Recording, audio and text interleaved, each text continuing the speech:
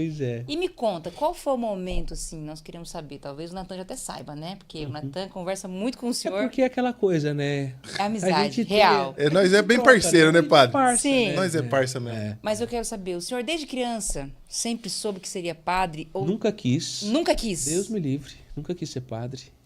Nunca quis. Nunca passou na minha cabeça ser padre. O que, que o Por quê? senhor, quando criança, pensava em ser o quê quando crescesse? Então, acho que como toda criança, a gente vive aqueles sonhos que são muito além da nossa realidade, porque a gente ainda não consegue mensurar o que é real, o que não é. Sim. Então, quando eu era criança, eu sonhava em ser médico, já sonhei em ser jornalista. Depois, na época que eu jogava basquete, sonhava em ser jogador de basquete, porque a minha geração viu o Dream Team do Chicago Bulls, né? Nossa, Eu vi, velho. eu acompanhei tudo, né? Putz, grila. Então, assim, eu vibrava ali. Então, a nossa emoção era... Não tinha TV aberta, né? Isso passava na TV... Aliás, TV fechada, como tem hoje, stream, essas coisas. Era TV aberta. Eu lembro que passava na Bandeirantes, NBA. E era uma coisa doida. Então, eu sonhei em ser jogador de basquete. Depois, eu sonhei em ser professor. Mas padre nunca esteve no meu radar. Até porque eu não vim de uma família que participava da igreja. Os meus pais não iam na igreja. A minha fé e o meu desenvolvimento mesmo da igreja se deu por conta da minha avó, falecida recentemente, né? Então, ela que me ensinou a rezar, ela que me deu os primeiros passos, as primeiras orações. E aí eu comecei a participar da igreja com 9 anos de idade, né? Com 9 anos. Tanto que esse ano eu faço 40 e eu celebro, né? Tanto que um dos projetos que depois a gente pode falar que eu terminei de gravar chama-se Tributo, justamente por conta disso. Para celebrar esse tempo todo de vida de igreja, de vida com o Espírito Santo. Porque tudo se deu com Nossa Senhora e com o Espírito Santo na minha conversão, né? Sim, Eu sou sim. fruto de uma novena de Natal.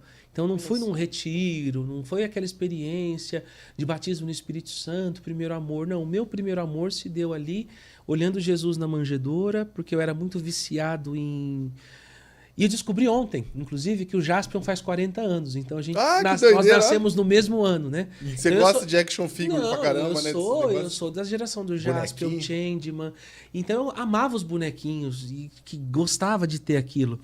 Na época que eu era pequeno, tinha também uns que não tinha marca, mas era tipo um exército. Então eles viravam a perninha, faziam os gestos. E eu era viciado naquilo. E quando aquelas senhoras chegaram com um bonequinho, porque na minha cabeça era um bonequinho, eu não sabia que era o menino Jesus, eu fiquei olhando para aquele boneco. E o que mais me chamou a atenção é porque aquele boneco era diferente de todos os meus bonecos. Primeiro, que ele estava quase pelado. Segundo, que ele estava sorrindo de braço aberto. Meus bonequinhos eram todos de Bravo. sisudos, Aham. mão armada, né? Mas por que esse boneco tá desse jeito? E eu fiquei... sabe, as coisas de criança mesmo, né? Eu fiquei olhando para aquele... Elas rezando. E assim, eu tava amando a novena, porque foi uma novena. Porque naquele dia minha avó mandou ir pro mercado. Eu tive que comprar um monte de coisa. Tinha pão, rosca, doce. Eu não sabia o que era novena, mas eu tava gostando. Porque tinha tanta coisa pronta. Imagina, a minha avó mineira... O católico é fera pra comida, né, velho? Pela barriga, Muita pela coisa barriga, boa. pela barriga. que delícia. A nossa fé é afetiva e passa pela boca, pode né? crer. Porque toda ocasião pro católico é a ocasião onde a gente fazia... O que a gente vai comer depois, né? A gente faz Pode algumas perceber. coisinhas. A gente se reúne pra rezar, pra fazer alguma coisa, mas já tá pensando Lógico. no after, né? Lógico. Sim. E aí foi desse jeito. Então eu não sabia o que era novena, mas já tava amando por causa das guloseimas que vovó tinha preparado, né? Mineira de forno e fogão mesmo, fazia tudo que vocês imaginam, né? Não era alfabetizada, mas tinha muitos dons. E aí eu comecei a olhar para aquele boneco e eu não via a hora de acabar aquilo porque eu queria comer. E aquelas senhoras com bolinha que subia, bolinha que descia, bolinha que subia. Eu nunca tinha visto aquilo. Eu falei, meu Deus, a única bolinha mais próxima que eu já tenho tido contato era de gude, né? E não sobe, aquilo acaba e subia. E quando eu achava que estava acabando, subia mais um pouco, descia mais um pouco, aquilo não acabava. Falei, meu Deus do céu. E a minha avó tinha pedido para eu participar da novena, na verdade, porque como ela não sabia ler nem escrever, ela falou, eu só posso ter novena em casa se tiver alguém que saiba ler e escrever, que no caso era eu. E aí, beleza, aí terminou a novena. Aí uma das senhoras percebeu o quão eu fiquei envolvido ali com o menino Jesus. Ela falou, você sabe quem ele é? Eu falei, não sei. Ela falou, ele é o menino Jesus, ele é o filho de Deus. Aí eu, legal, né? Ele é o filho de Deus.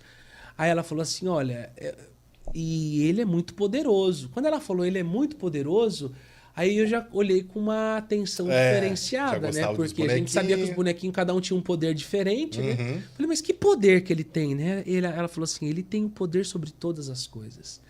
E essa frase ficou na minha cabeça, no meu coração. Eu falei, eu vou ter um boneco que tem o poder sobre todas as coisas? Aí ela falou assim, você gostou dele? Eu falei, gostei. E ela me deu de presente. Eu tenho, inclusive, até hoje o bonequinho. Quando a próxima vez eu vou trazer para vocês verem. Né? Tá lá guardado, é uma das minhas relíquias. E aí ela falou assim, você gostou do terço? Eu falei, o que é terço? Ela falou, isso daqui que tá aqui na minha mão. Eu falei, não, eu vi vocês subindo e descendo essas bolinhas esquisitas. Ela falou, não, vou te ensinar a rezar. Eu falei, mas eu não sei rezar como vocês rezam, né? Porque é criança, 9 anos. Lógico. Ela falou, não, você só vai guardar uma coisa. Nas bolinhas maiores você vai rezar Pai Nosso, nas menores você vai rezar Ave Maria. Só que você tem que rezar todo dia. Não pode falhar um dia. E se você rezar todos os dias, esse menininho aqui que é todo poderoso, ele vai realizar muitas coisas bonitas na sua vida e na vida da sua família. E assim começou a minha experiência com Deus. Aí eu rezava todo dia. Não rezava o terço como se reza, né? Começando com Os mistérios, oferecimento, tudo. credo, enfim. Mas eu rezava os nossos e as Aves Marias como elas tinham me dito. Por isso que eu sempre digo para as pessoas que querem aprender a rezar e começar a rezar, que elas devem partir sempre daquilo que é possível. Eu vejo pessoas que nunca rezaram nada e elas querem já começar acompanhando o Frei Gilson no Rosário. Ok, se você conseguir, louvado seja Deus.